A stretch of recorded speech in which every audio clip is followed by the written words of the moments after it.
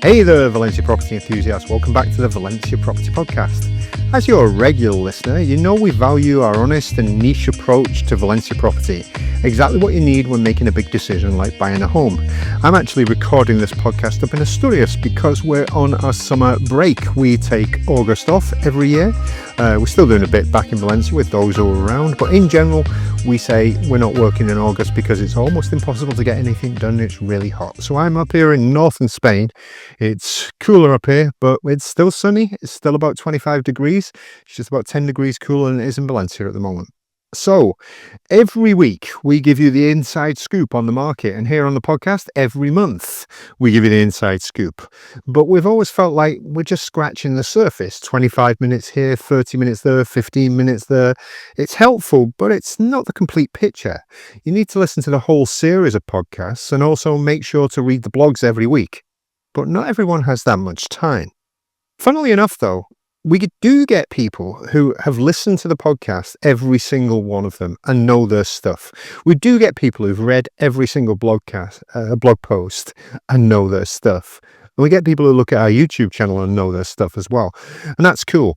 But what we decided to do is put together something special for you. We've put together the complete guide to buying property in Valencia, a 2025-26 market analysis and investment handbook. This isn't some fluffy brochure or estate agent marketing nonsense. Instead, it's 15 chapters of in-depth analysis based on a year of data we've collected through valenciaproperty.com. And in the podcast today, we're going to give you a sneak peek because honestly, some of the findings surprised even us. First though, let's just confirm we are currently on holiday for August. Some clients are around and my colleague Paul is dealing them along with Julie, who's stepping in too. And those people who couldn't come any other month but August are being dealt with. But remember, the temperature's hot, the offer is scarce in August. We're doing our best, but you don't get the best choice in August. In the last month, as usual, we had a flood of signings. Everything gets arranged before the summer holiday break, of course. So we have lots of signings in July. And of course, we continue to write blogs to serve our clients well. Included this month were various blogs, but our most popular by far was the one where we talked about some of the things we've done to help out our clients above and beyond.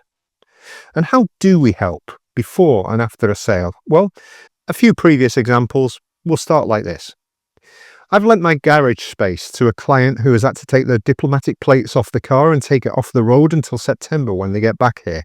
Now, of course, I'm in Asturias, I'm in northern Spain, so my garage space is going free. So I've let him put it in there. It's currently without any plates on.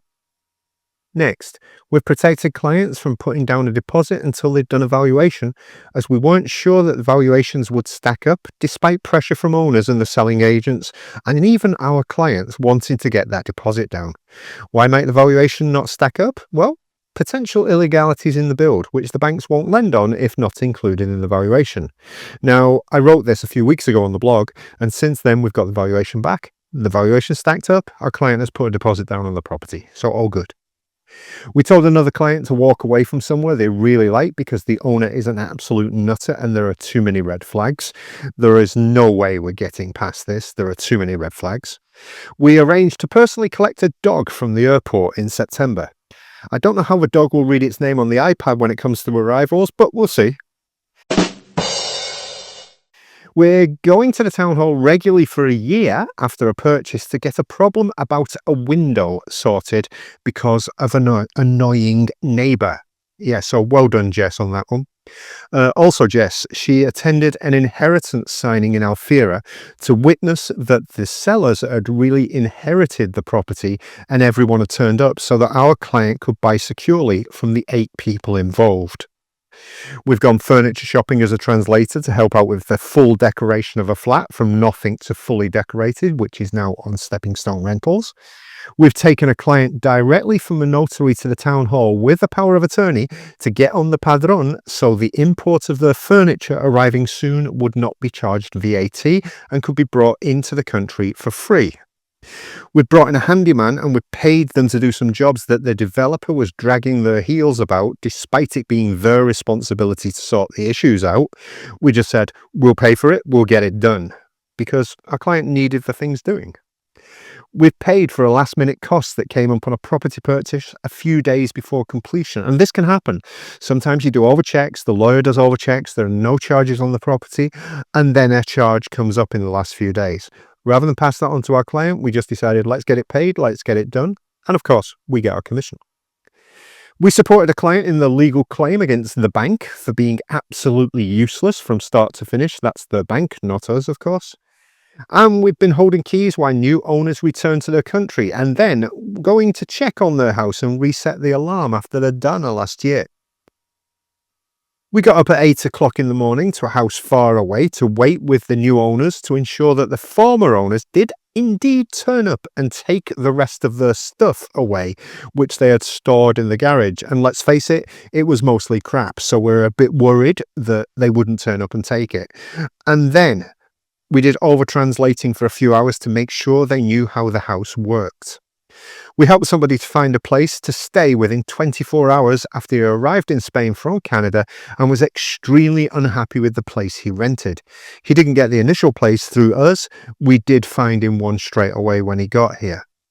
We scoured second-hand shops to find a replacement lampshade that had been stolen by a house clearance company. Yes, they stole it.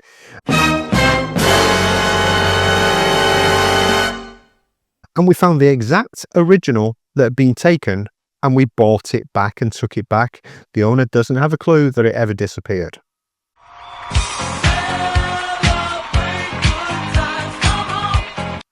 And finally for now, we do plenty of things, but finally for now, after the Dana, Gavin cycled into ground zero until cycling was impossible to check on a client's property as they were away. We put up a video on the blog so you could see what that looked like, and that looked like a lot of mud. The link is in the show notes, of course, and luckily when he got there, there was no damage to the house. And I was reminded of how far we go this week when somebody contacted us after buying through another agent. Oh my God! And they were having problems getting their TA card. I could have said, shouldn't your agent be helping you out with that? But of course, I didn't. I really should have. No! But we don't do that. I gave them the number of somebody we know that may be able to help, because the contact we know can do it really quickly is for our clients, and we have a limited number of spaces per month. Equally, it's August. They're on holiday as well this month, and they're not back until September. So yeah, we do a lot of things in the background. We don't just sell houses. Our clients get a lot of support before, during, and after purchase. Anyway, let's get down to the brass tacks of our new book.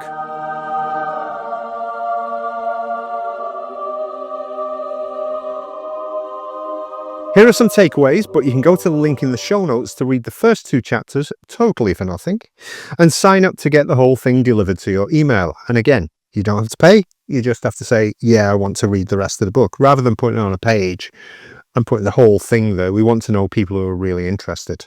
So first off, Valencia property prices skyrocketed by 20% last year. It was actually 20.1%. That's not just the highest growth rate in Spain, it's even beaten Madrid and Barcelona. But this just isn't a bubble or wild speculation. The fundamentals are currently rock solid. And maybe it's the supply that tells you that story. We've seen a drop from 5,565 properties in December 2023 on sale in Valencia, so around 3,300 now. That's a 40% reduction in available stock. Meanwhile, international demand is through the roof, with Americans and Brits making up 64% of our international buyers at Valencia property. Here's the kicker. Valencia is still 30 to 40% cheaper than Barcelona, while delivering an impressive 8% average rental yield. Compare that to Madrid's or Barcelona's returns, and you start to see why we're so bullish on Valencia, apart from the lifestyle thing. The guide breaks this down into 6 parts. Part 1 covers market performance with the numbers you won't find anywhere else, as they are ours. Our sales increased 5% year on year, but our average sales price jumped 30%.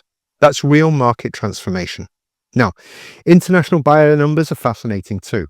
Americans lead with 32%, but Brits have made a remarkable comeback at 32% last year too. That's a proper recovery from the post-Brexit uncertainty. The Dutch are still going strong at 15%, and we're seeing buyers from 14 different countries last year. This diversity keeps the market more stable, apart from obviously the Spanish buyers. Now, the golden visa ended in April. Some people were worried, but I think it has made the market stronger in a way. All the artificial pressure on properties over 500,000 disappeared, meaning more natural price discovery across all segments. Valencia consistently ranks as Europe's top destination for quality of life, and that doesn't change because a visa program ends, but it does mean those people who were maybe going to spend 500,000 who cannot now get the visa, maybe they look around 400,000, 450,000. They don't need to spend as much to get what they want. What you talking about, Willis?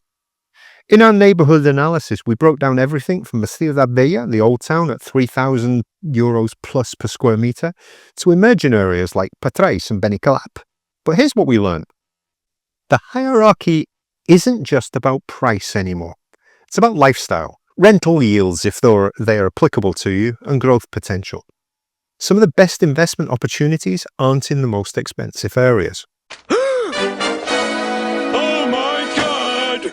We've got specific investment strategies, whether you're a lifestyle buyer, an income-focused investor, or looking for growth. Some districts are hitting 11.4% rental yields when you know where to look, and let's face it, when you get lucky with a purchase. We try to get people lower than that because what we want to do really is find people good investments with good tenants.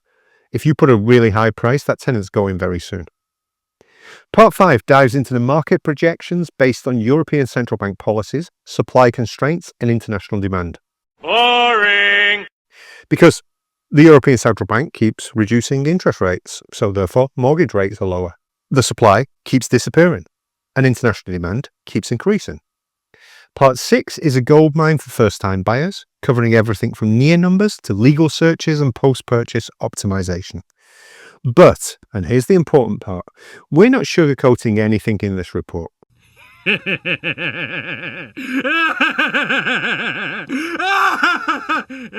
me. We'll discuss the supply crisis. We'll discuss the impacts of the floods, the renovation challenges that you may have. If a property meets 80% of your criteria, it's probably worth buying because finding one above that is going to be difficult. Maybe even 70% now. We don't work with clients wanting Airbnb properties in the city anymore, and cheap properties in Valencia City simply don't exist. So if you've got under 200,000, you're not going to find what you want. The Valencia property market is at a pivotal moment. We're transitioning from emerging market to established investment destination. And of course, it's always been an established living destination. There are opportunities for sure, but the easy money days are over. You need to be smarter, better informed, and more decisive. And this guide gives you that edge. It's based on real data, real transactions, and real client experiences. Not asking prices, not guesses, nothing like that. No theoretical nonsense, no generic advice. This is Valencia-specific intelligence that you won't find anywhere else. The interactive PDF guide lets you click through to full articles, check charts and data, and message us directly about specific sections. Every image links to deeper blog posts. It's like having a good part of our entire knowledge base at your fingertips. We could have kept this information for our clients only, but we believe an informed market is better for everyone. And once you are informed, we believe also you'll come to us and be our clients. Whether you're buying through us or someone else, you should buy with us. This intelligence makes you a better buyer. Download the guide, read it thoroughly, and share it with anyone thinking about buying property in Valencia. This is a must-read that might save you from costly mistakes or help you to spot opportunities that others miss. If you have questions, reach out on WhatsApp at 0034 for Spain and then 657 994 311. You can email information@valencia-property.com, or you can just visit valencia-property.com and make sure to bookmark the page to keep coming back if bookmarking is still your thing. If not, follow us on our socials. The links again are in the show notes. Keep asking questions, stay informed, and remember, the Valencia property market is always ready for you. So anyway, that's it for this month's podcast. Hope you enjoyed it, and remember to download the book. You never know, next month's podcast might be the book, but in audio format. There are loads of useful morsels of information in this book for everyone to chew on. So we hope you enjoy it. Download the book, The link is in the show notes. And until next month, from Asturias, where I am until the end of the month, we'll see you in Valencia in September. And we look forward to seeing you. We always like working with different people. This is great banter. It really is. Please come again.